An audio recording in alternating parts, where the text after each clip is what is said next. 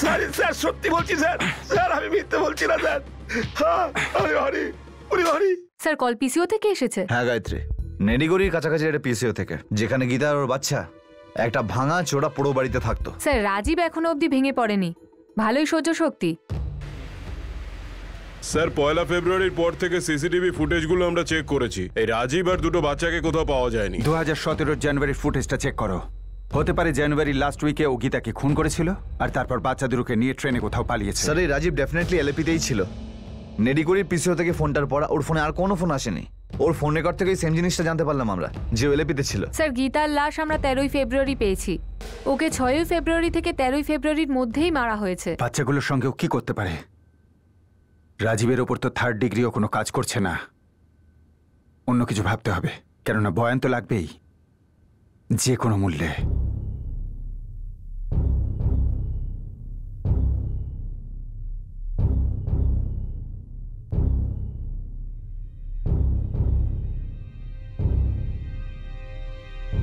আমি আদালতের রায়ের জন্য অপেক্ষা করব না। আমি সিদ্ধান্ত নিয়েছি যে আজকের পর থেকে তুমি তোমার স্ত্রী আর সন্তানদের মুখ দেখবে না। গীতা আমাদের সন্তান তুল্য ছিল। যদি একটুও মনুষ্যত্ব বাকি থাকে, লজ্জা বাকি থাকে, তো পুলিশকে বলে দাও যে ওই দুজন অসহায় বাচ্চারা কোথায়। আমি কিচ্ছু জানি না, সেটা আমি পুলিশকে বলেছি। আমিও বলে দিয়েছি যে 9 ফেব্রুয়ারি তুমি বেলগাঁওয়ের বাইরে ছিলে। আরে কোথায় চললে? 2-4 দিনে ফিরে আসবো। কিন্তু কোথায় যাচ্ছ? একটা কাজ আছে, সেটা সেরেই আসবো। আসছি। ঠিক আছে। পুলিশ বলছিল যে প্রসাদের খুনের সাথে সাথে তোমার উপর গীতার খুনেরও আরোপ লাগবে, কারণ পুলিশ জানতে পেরেছে যে গীতার খুনের সময় তুমি এলএপিতে ছিলে, যেখানে তুমি আমাকে না বলে ওখানে গেছিলে। প্রসাদ আর গীতার খুন ছাড়া পুলিশ বলছিল যে তোমার উপর দুটো বাচ্চার খুনেরও আরোপ লাগবে। তুমি কি বাচ্চা দুটোকেও মেরে ফেলেছো রাজীব? তোমাকে কতবার ফোন করেছি রাজীব, কিন্তু তুমি ফোন ধরোনি। আমি তোমাকে আগেই বলেছিলাম গীতা, আমাকে ফোন করো না। এখন আমি তোমাকে কোনো উপকার করতে পারবো না। তুমি নিজের জীবন নিজেই সামলাও। আমার আর আমার বাচ্চাদের জীবন তুমি নষ্ট যখন করতে পেরেছো, তখন ঠিক করতে পারবে না কেন? আমি বলেছি না তোমায়, আবার চলে যাও প্রসাদের সাথে, নতুন করে শুরু করো। প্রসাদকে তো তুমি মেরে ফেলেছো রাজীব, কিন্তু আমরা তো জীবিত। অবশ্য জীবিত থাকলেও বেঁচে নেই, ঋণের মধ্যে ডুবে রয়েছি। যেখানে রয়েছি সেখান থেকে যে কোনো দিন বের করে দেবে। তুমি এলএপি কবে আসছো? আমি আর আসবো না। আমার তোমার সাথে সামনাসামনি কথা আছে রাজীব, এসো। আমার তোমার সাথে কোনো কথা নেই। তাহলে তো আমার কাছে আর কোনো উপায়ই রইল না। পুলিশের কাছে গিয়ে বলছি, স্বীকার করে নিচ্ছি প্রসাদের খুনের কথা। আমি তোমায় আগের বারও বলেছিলাম যে আমাকে হুমকি দিও না। আমি হুমকি দিচ্ছি না, কিন্তু এটা আমার আর আমার বাচ্চাদের বেঁচে থাকার প্রশ্ন। কিন্তু তুমি তো বুঝছোই না। রাজীব নায়ার, তোমার আর একটা মিথ্যেও আমরা বরদাস্ত করব না। বলো বলো বাচ্চারা কোথায়?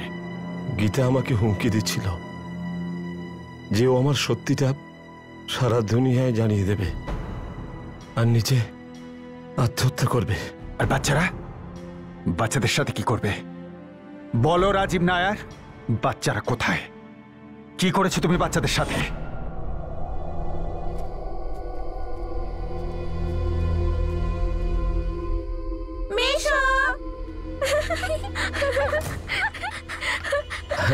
আরে সাক্ষী, কৃষ্ণা আমার সোনারা, এ নাও সাক্ষী, এটা তোমার জন্য। কৃষ্ণা, এটা তোমার। সাক্ষী, কৃষ্ণা, তোমরা দুজন একটু ভেতরে যাও, আমার ওনার সঙ্গে একটু দরকারি কথা আছে। যা বাবা।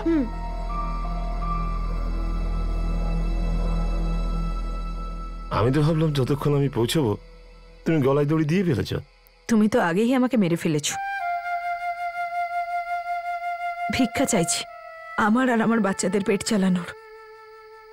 দেখো কিভাবে বেঁচে আছি আমরা। দিদি ধন্যবাদ।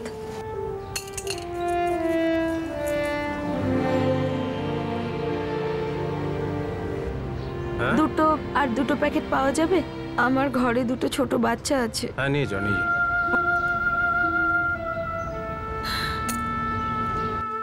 এই যে সেই গীতার অবস্থা, যাকে ছুঁলেই নাকি আপনার স্বর্গ সুখ হতো, যাকে সারা জীবন ভালোবাসার প্রতিজ্ঞা করেছিলে তুমি, আর যার সাথে দেখা করার জন্য তুমি থাকতেই পারতে না। এই যে দেখো সেই গীতার অবস্থা। নিজের এই অবস্থার জন্য তুমি নিজেই দায়ী গীতা। আমি বলেছিলাম তো তোমায় চলে যাও প্রসাদের সঙ্গে, কথা শুনোনি? ঠিক উপদেশ দিয়েছিলাম তোমায়। আমাদের দুজনের মধ্যে যা হয়েছে সেটা কিছুদিনের চাহিদা মাত্র, তাও তুমি আমায় বাধ্য করেছো প্রসাদকে মেরে ফেলতে। আর এখন তুমি আত্মহত্যা করার হুমকি দিচ্ছ। যা করার হয় করো, আমাকে এর মধ্যে রেখো না। দেখো রাজীব, হয় তুমি আমাকে বিয়ে করো আর আমাকে আর আমার বাচ্চাদের একটা সুন্দর জীবন দাও, আর না হলে আমার সাথে মরার জন্য তৈরি হও। আমি আর একটা দিন 1 মিনিটও ভিক্ষে করে বাঁচব না, আর আমি তোমাকে তোমার পরিবারের সাথে সুখে বাঁচতেও দেব না। আমি আমার অধিকার চাই। ওকে ছোঁয়া তো দূরের কথা, ওর নামেও আমার ঘেন্না হচ্ছিল। ও আমার বুকের উপর বসে আমার উপর হুমকির পর হুমকি দিচ্ছিল, সবকিছু শেষ করে দেওয়ার প্ল্যান করছিল। একদিকে ওর হুমকি ছিল, আর অন্যদিকে প্রসাদের খুনের বোঝা।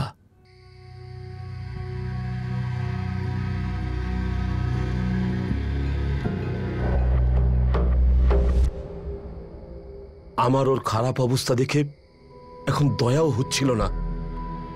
আমার জন্য তো বুকের বোঝা ছিল, এমন একটা বোঝা যেটার ভার আমি ওঠাতে পারছিলাম না। আমি শান্তির নিঃশ্বাস তখনই নিতে পারতাম যখন গীতার শ্বাস বন্ধ হতো।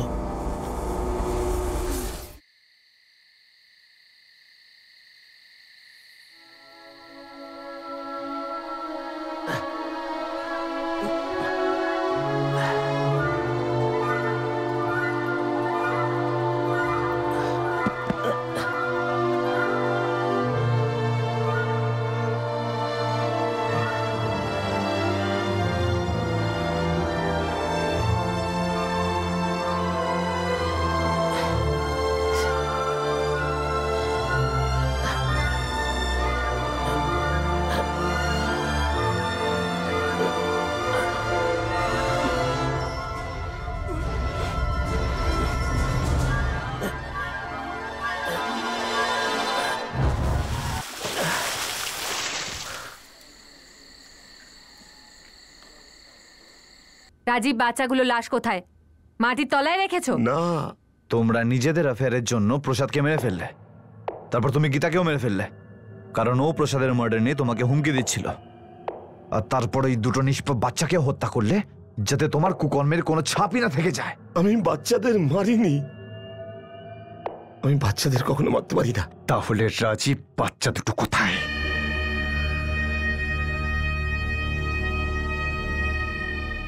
মেশো, মা কোথায় গেছে?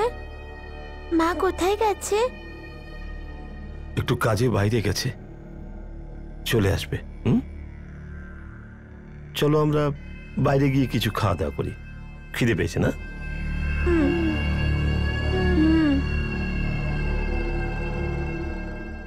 মেশো, মা কোথায় গেছে?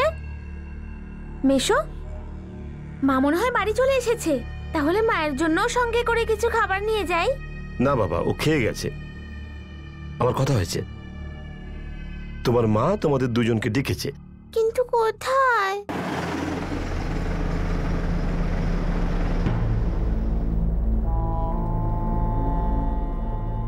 মেশো, মা একা কেন গেল?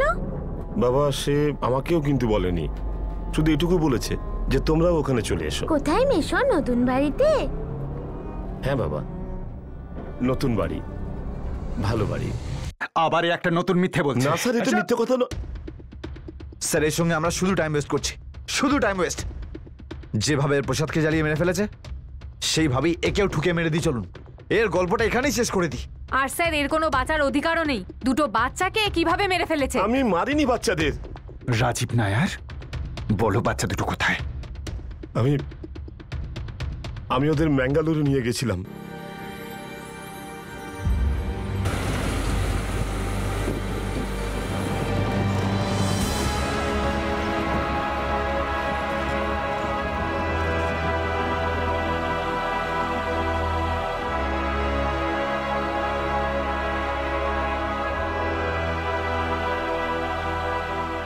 মেশো, মায়ের সাথে কখন দেখা করব? খুব তাড়াতাড়ি সাক্ষী। হুম, বাবা কৃষ্ণা, তুমি এখানেই থেকো নিজের বোনের সাথে। হুম, আমি এখনই ঘুরে আসছি। ঠিক আছে মেশো।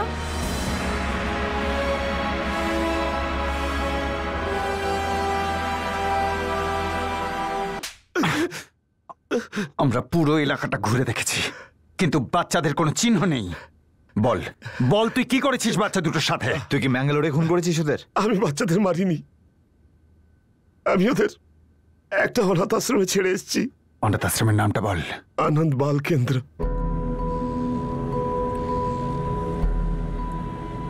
স্যার ও আবার গেম খেলছে, মিথ্যে কথা বলছে।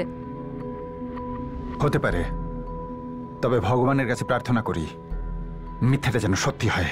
সুনীল, এক্ষুনি ম্যাঙ্গালুরে যাও। স্যার।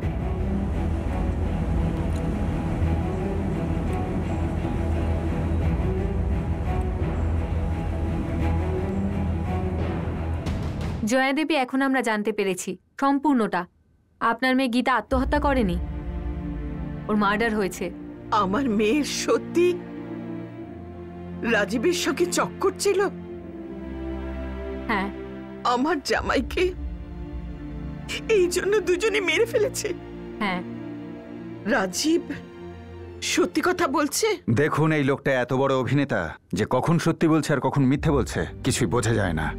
কিন্তু বিশ্বাস করুন, আমরা প্রত্যেকেই চাইছি যে অনাথ আশ্রমের গল্পটা যেন সত্যি হয় আর দুটো বাচ্চা যেন সুস্থ থাকে। স্যার, আপনি ওদেরকে ফিরিয়ে আনুন, আমি মিনতি করছি আপনাকে। আমার ভাইয়ের ছেলে মেয়ে ওরা, আমরা দুজন ওদের দত্তক নিয়ে নেব। নিশা দেবী, আমরাও তাই চাইছি। আপনি ধৈর্য রাখুন।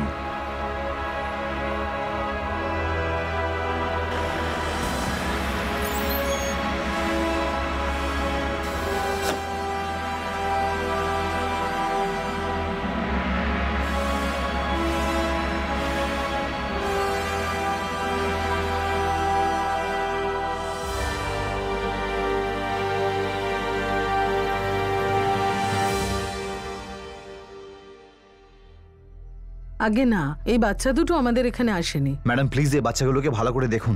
11ই ফেব্রুয়ারি, কৃষ্ণা আর সাক্ষী।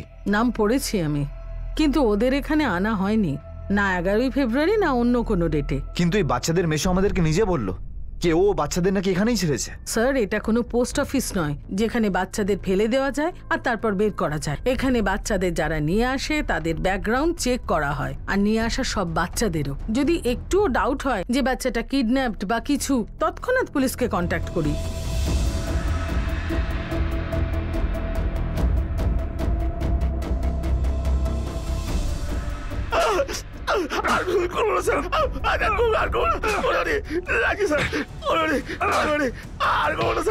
তাহলে এটা ডাবল মার্ডার কেস নয়, 4টে মার্ডারের কেস ছিল।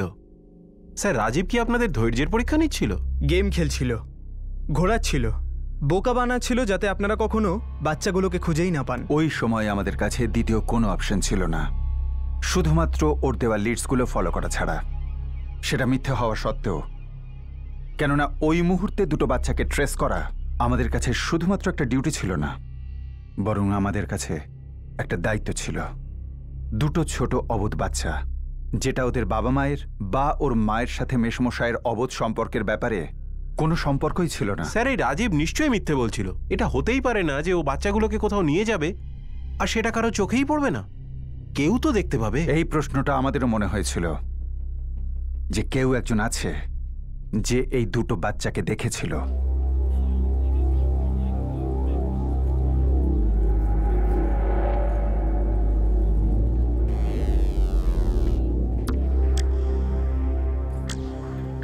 দাদা এগুলো মিলিয়ে 2 কিলো দিয়ে দিন তো। 1 কিলো আলু দিন। কোনো প্রয়োজন আছে স্যার? ম্যাডাম, এই ফর্ম আমাকে কেন ভরতে হবে? যাতে আমরা জানতে পারি যে আপনি যে বাচ্চাদেরকে রাখতে এসেছেন ওরা কারা, আপনি ওদের কোথায় পেয়েছেন, আপনি কোথায় থাকেন, কি করেন, এরকম অনেক প্রশ্ন। এটা আমাদের প্রসিডিওর স্যার। ম্যাডাম, আমি একটা কাজ করছি, আমি বাচ্চাদের নিয়ে আসছি, আপনি নিজেই দেখে নিন। ব্যাস 5 মিনিটে আসছি। হ্যাঁ, তারপরে এই ফর্মটা ভরে দেবো। ঠিক আছে।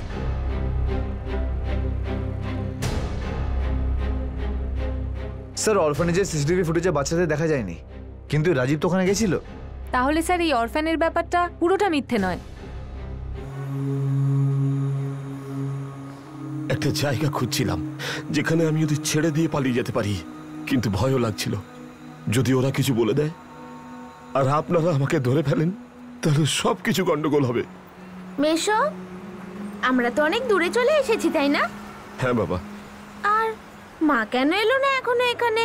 বাবা, আমি তোমার মায়ের ফোনের অপেক্ষা করছি। বলে যখন মায়ের ফোন আসবে না, আমি কিন্তু মায়ের সাথে কথা বলবো। হ্যাঁ বাবা, কথা বলে নিও।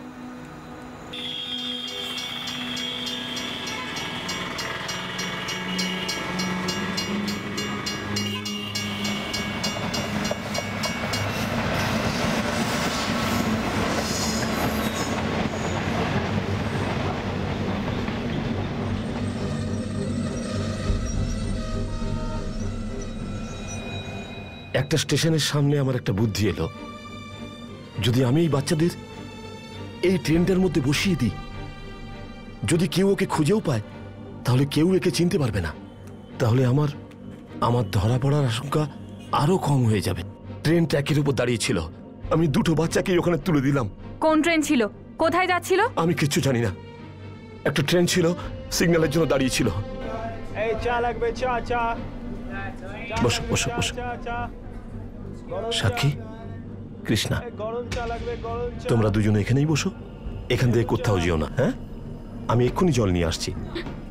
মেশো, ট্রেন চালু হয়ে যাবে। না বাবা, হবে না, ভয় পেও না। কৃষ্ণা, তুমি সাক্ষীর হাত ধরে থাকো। হাত ধরো, সাবাস, ছেড়ে দিও না। হ্যাঁ বাবা, ভয় পেও না, আমি যাবো আর আসবো।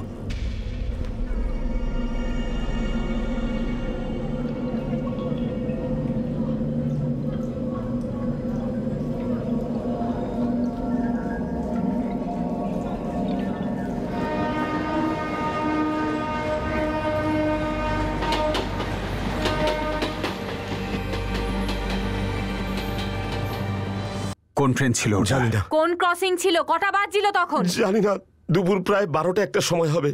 ম্যাঙ্গালোর সিটির আশেপাশেই কোনো ক্রসিং ছিল। আমি বাচ্চাদের মারিনি, আমি বাচ্চাগুলোকে খুব ভালোবাসতাম স্যার। আমি ব্যাস শুধু ভগবানের উদ্দেশ্যে ছেড়ে দিয়েছি স্যার।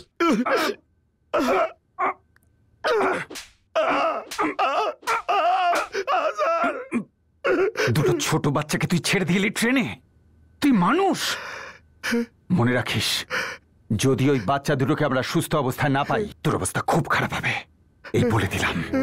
অনাথ আশ্রমের ব্যাপারটাও সত্যিই বলেছিল, কিন্তু এই ট্রেনের ব্যাপারটা সত্যি নাকি আবার নতুন মিথ্যে? স্যার, এখন আমরা এটাকেই সত্যি বলে ধরে নিই। আমি একটা কাজ করছি স্যার, ব্যাঙ্গালুরু স্টেশনে দুপুরে যে ট্রেনটা আসছে বা যাচ্ছে বা পাস করছে, আমি সমস্ত ট্রেনের লিস্ট আনাতে বলছি। 11 তারিখ দুপুর 12টা থেকে 3টের মধ্যে। এই মুহূর্তে আমাদের কাছে এই একটাই উপায়, মাঙ্গালুরু রেলওয়ে পুলিশ, লোকাল পুলিশ সবাইকে অ্যাক্টিভ করো। এটা জরুরি নয় যে ট্রেনটা নিজের গন্তব্যে বাচ্চার সময় পৌঁছবে। দুটো স্টেশনের মাঝখানে অনেক কিছু ঘটতে পারে, বিশেষ করে বাচ্চাদের সঙ্গে। ওরা কারোর হাতে পড়তেই পারে। Child trafficking mafia, bagging mafia.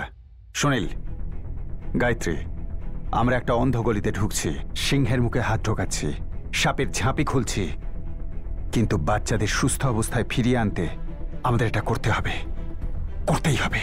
Right sir.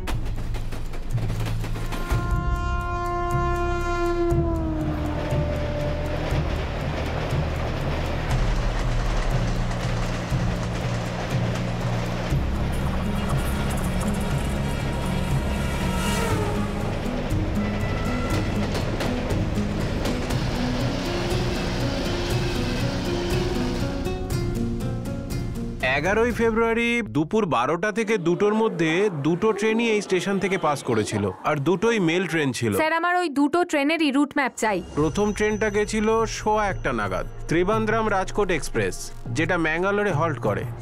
আর দ্বিতীয়টা ছিল থানে এক্সপ্রেস, যেটা এখান থেকে 2:15 নাগাদ গেছিল। আমাদের কাছে এই ইনফরমেশন আছে যে 11ই ফেব্রুয়ারি এটা দুপুরবেলা হয়েছিল।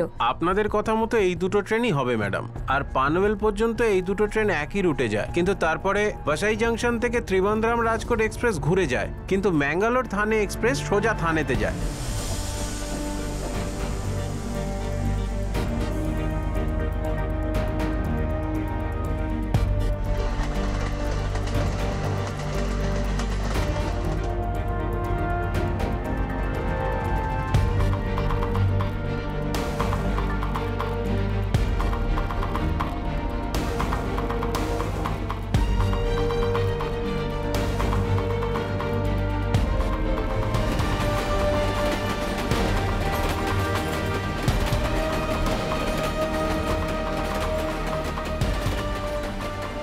প্রত্যেকটা স্টেশনে রেলওয়ে পুলিশকে অ্যালার্ট করো।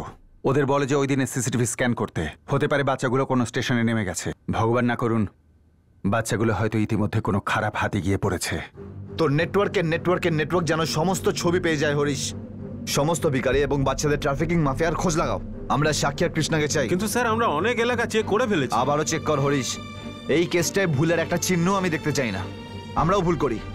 এই কেসটা আমরা ডাবল ট্রিপল চেক করব। বুঝতে পেরেছি স্যার। কিন্তু আমাদের সাক্ষী আর কৃষ্ণাকে চাই সুস্থ এবং স্বাভাবিক।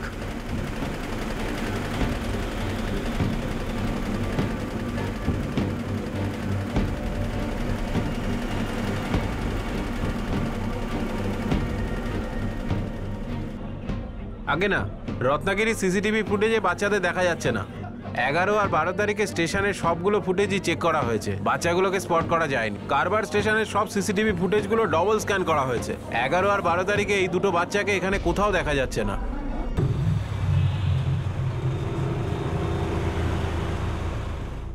ভাই মুকেশ, আমাদের এখানে 4টে ভিখারি গ্যাং আছে, আর সবকটাই খুব অ্যাক্টিভ। আর এই বাচ্চাগুলো যদি ওদের কাছে থাকে না, যৌতুকের নামে আমাকে দিয়েই দিত। আর কোনো গ্যাংয়ের সঙ্গে তো যোগাযোগ আছে? গ্যাং তো অনেক আছে, কিন্তু ব্যাপারটা হলো এই বাচ্চা ছেলেটার সঙ্গে একটা বাচ্চা মেয়েও আছে, বুঝলি? আর মেয়ে বাচ্চাদের বাজারটাই আলাদা। আর আমি সব থেকে দূরে থাকি, কিন্তু তোদেরকে ওখানে হাত তো দিতেই হবে।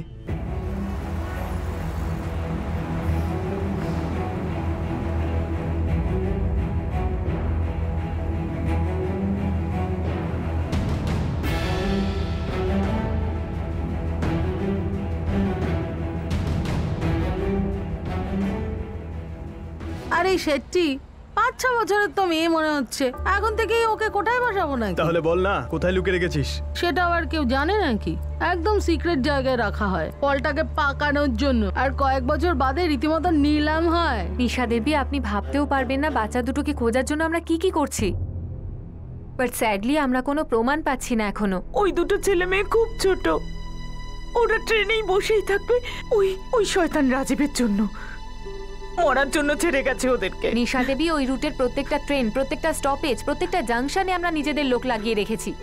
শুধু একবার খোঁজ লাগতে দিন। বাচ্চাগুলো কোথায় নেমেছিল? ওরা নেমেছিল, নিশ্চয়ই নেমেছিল। আর নেমে কাউকে কিছু জিজ্ঞেস করেছিল। বাইদের একলা দেখে ওদের কেউ কিছু জিজ্ঞেস করেছিল অবশ্যই। স্যার, ম্যাঙ্গালুরু থেকে থানে আর রাজকোট সমস্ত রেলওয়ে স্টেশনে খোঁজ নিয়েছি sir. Child trafficking mafia, bagging mafia, সমস্ত মাফিয়াদের খোঁজ নিয়েছি, কিন্তু কিচ্ছু পাইনি। হ্যাঁ, যদি ট্রাফিকিংকে কাজে লাগিয়ে ব্যাপারটা নিয়ে এগোনো যায় তো অন্তত একটা হিন্ট তো পাওয়া যায়, তবেই তো সামনের নেটওয়ার্কটা বানাতে পারবো। কিরকম লোক! প্রথমে মা বাবাকে মারলো, তারপর দুটো ছোট অবোধ বাচ্চাকে ছেড়ে দিল ট্রেনে, ভাগ্যের ভরসায়। সুনীল, গায়ত্রী, ট্রেনের এই গল্পটা যদি মিথ্যে হয়? স্যার, ও ম্যাঙ্গালুরু গেছিল এটা তো সত্যি, আর অরফানের ব্যাপারটাও মিথ্যে নয়। আর ট্রেনের ব্যাপারটা সত্যি না মিথ্যে এটা তো তখনই জানা যাবে যখন বাচ্চাগুলোকে পাওয়া যাবে। কিন্তু ওদের কি আদৌ পাবো?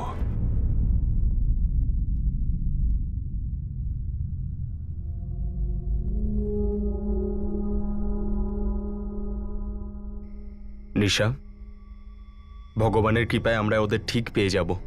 জানি না ভগবান আসলে কি চান। যদি ওদের নাও বা পাওয়া যায়, তাহলে তো এটুকু প্রার্থনা করতেই পারি যে ওরা যেখানেই থাক ভালো থাক। যে ভালোবাসাটা ওরা মা বাবার কাছ থেকে পেল না, সেটা হয়তো ওখানে পেয়েছে। আমরা খুঁজতে থাকলাম বাচ্চাদের। আমরা রাজীবকে দিয়ে সত্যি বলানোর জন্য যা সম্ভব তাই করেছি। স্যার 1 মাস ধরে যদি চারিদিকে এত তল্লাশি হয়ে থাকে আর তারপরেও কিছু না জানা যায় বাচ্চাদের ব্যাপারে, তাহলে রাজীব নিশ্চয়ই নতুন গল্প বানাচ্ছিল। না, আমার মনে হয় না 1 মাস খোঁজার পরেও না পাওয়ার পরে রাজীবকে মিথ্যে ভাবাটা ভুল হবে। আমরা সবাই জানি পুলিশ নেটওয়ার্ক, সোশ্যাল মিডিয়া থাকা সত্ত্বেও এমনটা হতে পারে যে দুটো বাচ্চা রিডারে আসতেই পারছিল না। আসলে এই পয়েন্টে আমরা শুধু ব্ল্যাঙ্কে ছিলাম না, সত্যি বলতে হতাশও ছিলাম। এই দুটো ছোট বাচ্চার ইনভলভমেন্টের কারণে এই কেসটা আমাদের কাছে একটা পার্সোনাল কেস হয়ে গিয়েছিল, আর ওদের দুজনকে না পাওয়া আমাদের ব্যক্তিগত হার মনে হচ্ছিল। শেষ পর্যন্ত কি হলো স্যার? আপনারা কি হাল ছেড়ে দিয়েছিলেন? নো, সেটা আমরা করিনি। আমাদের উদ্যমটা হারিয়ে গিয়েছিল ঠিকই, কিন্তু আমরা হাল ছাড়িনি। আর ওই সময়ে আরও একটা বাচ্চা হারিয়ে গিয়েছিল। অরুণ। অরুণ কি? নায়ার? নাম্বিয়ার? আচ্ছা, মেনন কি? আচ্ছা, তোমার বাড়ি কোথায় বলো তো? গ্রামের নামটা কি? স্কুলে পড়ো নিশ্চয়ই। তোমার বাবা কি করেন? চাকরি করেন? আচ্ছা, অন্য কথা বলো, তুমি তো ট্রেনে উঠেছিলে, কোন স্টেশন থেকে?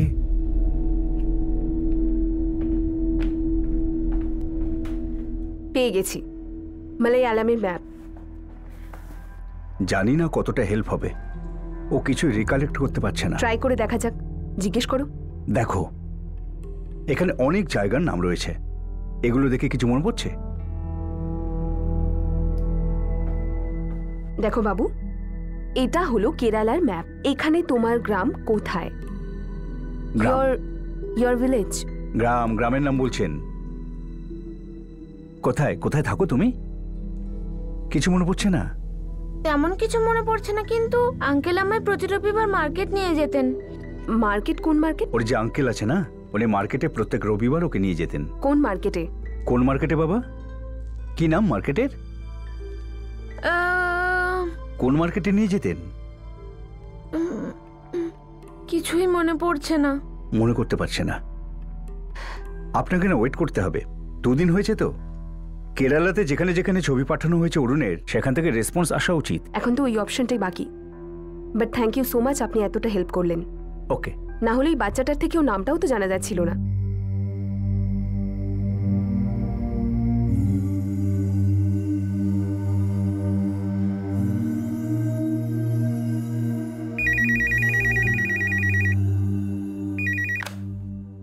Hello, Sheetalpara police station. Madam, আমি তেরাপালম পুলিশ স্টেশন থেকে কথা বলছি। আমি এখানকার সাব ইন্সপেক্টর। আসলে হ্যাঁ স্যার, বলুন। আমাদের পুলিশ স্টেশনে আপনার কাছ থেকে একটা ডিটেল এসেছিল। অরুণ নামের একটা বাচ্চাকে পেয়েছেন আপনারা? আগে হ্যাঁ, ট্রেন থেকে এখানে এসেছে। নিজের নামের থেকে আর বেশি কিছু বলতে পারছে না। ওই বাচ্চাটার নাম অরুণ, 4 দিন ধরে মিসিং।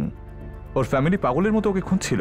আজই কমপ্লেইন্ট ফাইল করেছে। আপনি যে ছবিটা পাঠিয়েছেন সেটা আমার সামনে আছে, পুরো ম্যাচ করে গেছে। এটা তো খুব ভালো খবর স্যার। আপনি প্যারেন্টস আর ডকুমেন্টগুলো নিয়ে এখানে চলে আসুন, আর বাচ্চাটার কাস্টাডিটা নিয়ে নিন।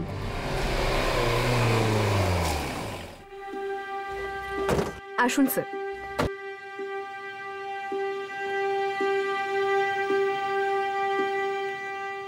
অরুণ, এই বলটা তুমি রাখো, আমাদের তরফ থেকে গিফট।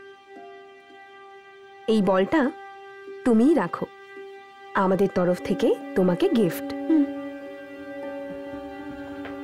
অরুণ হিন্দি বলতে পারে না, আর আমি মালায়ালাম বলতে পারি না, কিন্তু ভাগ্য ভালো, অরুণ নিজে বাড়ি ফিরছে।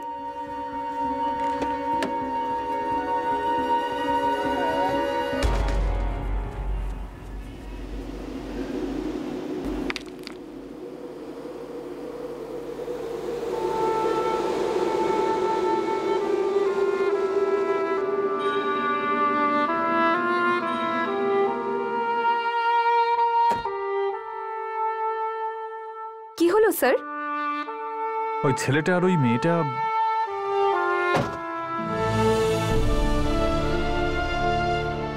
কৃষ্ণা আর সাক্ষী? হ্যাঁ, আমি জানি।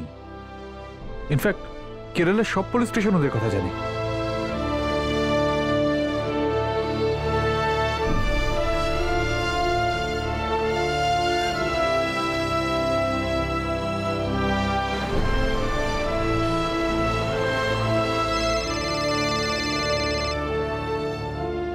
Hello. Hello sir, sub inspector Karunakaran, Therapalam police station থেকে। হ্যাঁ, বলো কি বলছো? স্যার, যে দুটো বাচ্চাকে আপনি খুঁজছিলেন, কৃষ্ণা সাক্ষী, তারা এখন আমার সামনে রয়েছে। কোথায়? তেরাপালামে? না স্যার, থানে, মহারাষ্ট্র।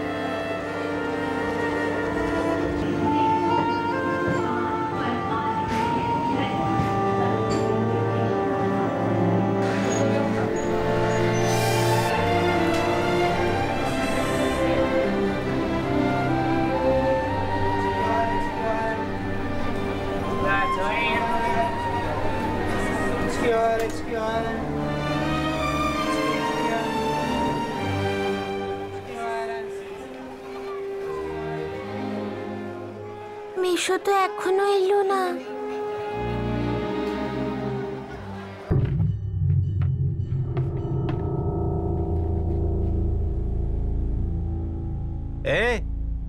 কারা রে তোরা?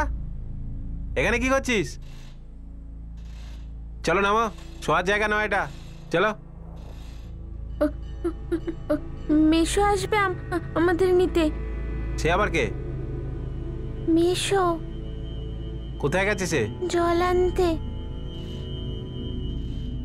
কৃষ্ণা আর সাক্ষী, তোমরা দুজন ভাই বোন? একদম ভয় পাবে না, ঠিক করে উত্তর দাও। তোমরা দুজন ভাই বোন? আচ্ছা, তোমাদের পুরো নাম কি? সারনেম কি তোমাদের? মেনান। তোমাদের মেশোর নাম কি? মেশো। মেশোর তো আরো একটা নাম আছে, তাই না? আচ্ছা, ওই জায়গাটা মনে আছে? কোথায় নেমেছিল জল নিতে, কিছু কি জানো? তোমাদের নিজের বাবা মা নাম মনে আছে? গীতা, প্রসাদ। তোমাদের বাবা কি কাজ করেন? চলে গেছে। আর মা? মা মন্দিরের বাইরে ভিক্ষা করে। কোন মন্দিরের বাইরে?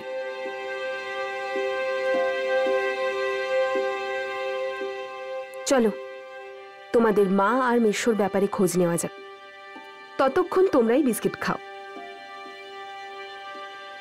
ভয় পেও না, বিস্কিট খাও।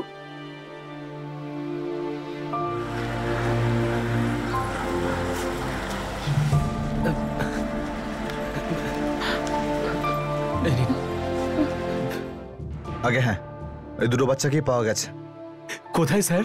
থানে, মহারাষ্ট্র। মহারাষ্ট্র? ওখানে কি করে? স্যার,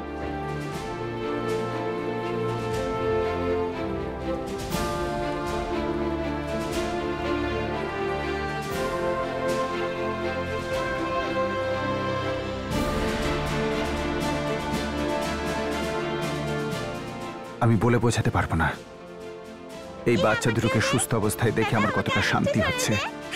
আমরা তো আশাই ছেড়ে দিয়েছিলাম, কিন্তু তবু চেষ্টা ছাড়িনি, এই আশায় যে বাচ্চাগুলোকে একদিন না একদিন ঠিক পাবো। ভেবেছিলাম ওদের ফ্যামিলি ওদেরকে একা ছেড়ে চলে গেছে। আপনাদের এই কেসের ব্যাপারে কিছু জানাই ছিল না। স্যার, আমাদের মা।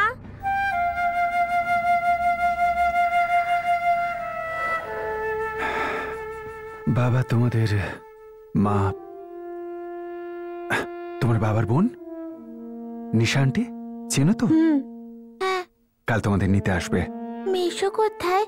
আমাদের যে ট্রেনে বসিয়ে জল আনতে গেল, এখনো এলো না। স্যার, আমাদের মা কেন এলো না? প্রথমে বাবা কোথায় চলে গেল? মা বলল ঠিক চলে আসবে, তারপর মাও কোথায় চলে গেল?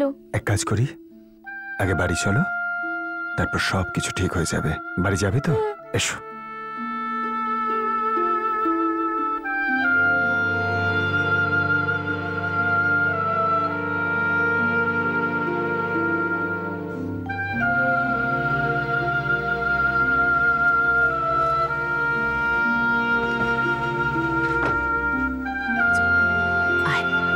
চলে আসো।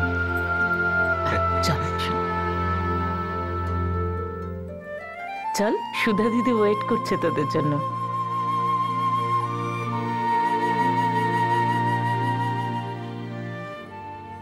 আমি বলেছিলাম না তোমাকে, বাচ্চাদের সাথে আমি কিচ্ছু করিনি। যদি আমি সুযোগ পাই না, তাহলে তোমাকে টুকরো টুকরো করে দেবো আমি। প্রথমে আমার মেয়ে আর জামাইয়ের জীবন বরবাদ করে দিয়েছ, তারপর ওদের মেরে ফেললে। আর আমার জীবনের কি হলো? সেটা নষ্ট হয়ে গেল না? না, অনেক নষ্ট হওয়া বাকি আছে। আমি চাই না যে তুমি মরে যাও আর নরকে পচো। আমি চাই যে তুমি এই জেলে বছরের পর বছর পচো আর মরো, তিলে তিলে মরো। বদমাইশ লোক কোথাকার।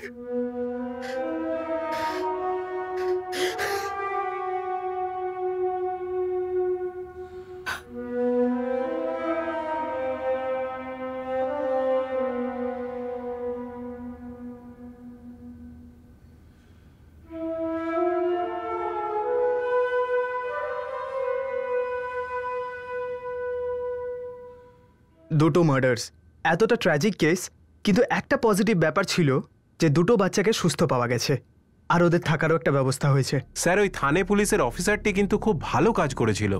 আগে ওই অরুণকে তার বাড়ির লোকের কাছে ফেরত দিল, আর তারপর সাক্ষী আর কৃষ্ণাকে। একদম খুব ভালো কাজ করেছিল ওই অফিসার। আসলে যখনই কোনো ছোট বাচ্চা মিসিং হয়, তখন আমাদের প্রত্যেকের ভেতরে একটা অন্যরকম প্রেশার তৈরি হয়। বাচ্চাটা কোনো খারাপ হাতে পড়ার আগে তাকে খুঁজে বার করা, আর মিসিং কেসে বাচ্চাকে সুস্থ অবস্থায় খুঁজে পাওয়া একটা অন্য অনুভূতি এনে দেয়, একটা অন্যরকম স্যাটিসফ্যাকশন। কোনো খুনিকে খুঁজে পাওয়ার চাইতে অনেক গুণ বেশি। স্যার, একটা প্রশ্ন আছে, যদি অরুণের কেসটা সামনে না আসতো তাহলে মিসিং বাচ্চার কেসটা আনসলভই থাকতো? এই প্রশ্নটার উত্তর এই সত্যির মধ্যে লুকিয়ে আছে যে আমরা এই কেসটার ফাইল এখনো ক্লোজ করিনি। আমরা আমাদের চেষ্টা চালিয়ে যাচ্ছিলাম। কেরালার প্রত্যেকটা পুলিশ স্টেশনে এই দুটো বাচ্চার ডিটেলস পৌঁছে গিয়েছিল, যার সূত্র ধরে অরুণের কেস একটা সুইট কোইন্সিডেন্স হলো। ওদিকে কৃষ্ণা আর সাক্ষীকে পাওয়া গেল। একদিক দিয়ে দেখলে এই কেসটাকে মনে হতে পারে যা কিছু হয়েছে সেটা ভাগ্যের জন্যে, সবকিছুই বাই চান্স হয়েছে। কিন্তু সবসময় মানুষের নিজের চিন্তাধারা আর ভাবনা চিন্তা করার ডিসিশন তাদের জীবনে এমন কিছু মুহূর্ত নিয়ে আসে যার জন্যও দায়ী, প্রকৃতপক্ষেই দায়ী নিজের ভালো বা মন্দ ভাগ্যের দোহাই দেয়। এটা ভুল। নিজের ভুলের জন্য ডুবতে থাকা মানুষ সর্বদাই মন্দ ভাগ্যকে দায়ী করতে থাকে আর ভাবে যে ভাগ্যের জন্যেই সে ডুবছে। এর সমাধান তখনই সম্ভব যখন মানুষ নিজের মধ্যে শক্তি সঞ্চয় করে এগিয়ে যেতে শেখে পূর্ণ উদ্যমে। বিখ্যাত একজন বলে গেছেন, ঈশ্বর তাকেই সাহায্য করেন যে নিজেকে সাহায্য নিজে করে। For more updates, subscribe to our channel, click the show links and enjoy watching the videos.